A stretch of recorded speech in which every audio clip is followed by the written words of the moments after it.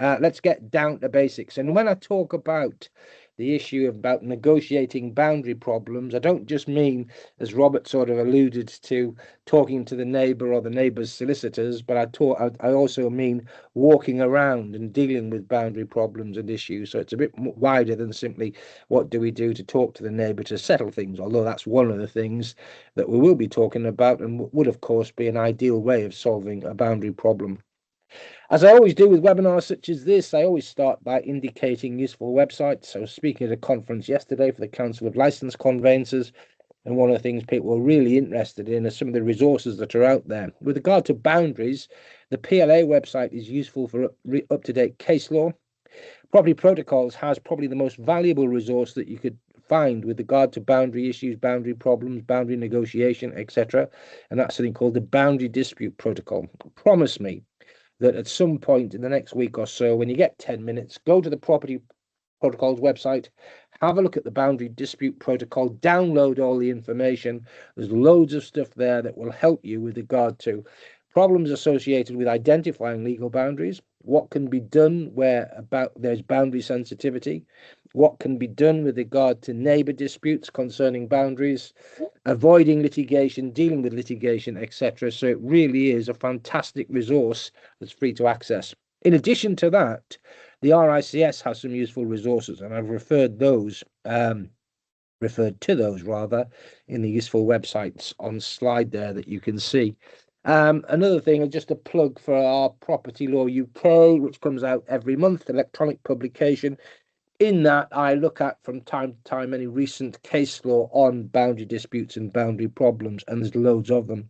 Someone was asking me last week, why is there more and more sort of disputes and litigation with regard to boundaries? And Robert's just kindly admitted that one of the reasons are all the plans that he produced all those years ago. And I have to say, I'm probably guilty too. I remember Friday afternoon was when we got the coloured pencils out, and if we had some plans to colour in, etc., that would while away an hour or so before we left work on Friday or before we went to the pub. On some occasions, I think we probably went to the pub first, then did the drawings when you look back at some of the status of them. Anyway, I digress. Important to understand with regard to Property Law UK is a subscription service. If you want details or if you haven't seen it, send me an email. Okay, so, right, starting point today. The nature of the problem with regard to boundaries is this. If we look at the photographs, top left, we have a legal practice and we have a solicitor conveyancer giving advice to clients about the conveyancing process.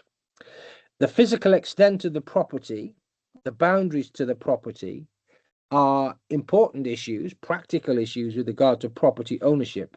But the conveyancing process, as Robert has alluded to, is pretty vague with regard to boundary identification. So a title plan is probably not going to reveal a legal boundary anyway, and a title plan in any event showing a red line is going to show a boundary that's between 1.5 and 2 meters in width, when the reality is the boundary is actually a pencil line splitting one title from another.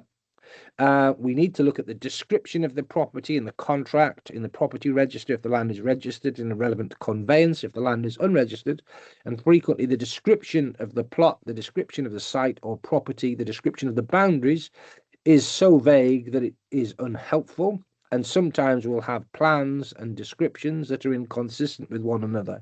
So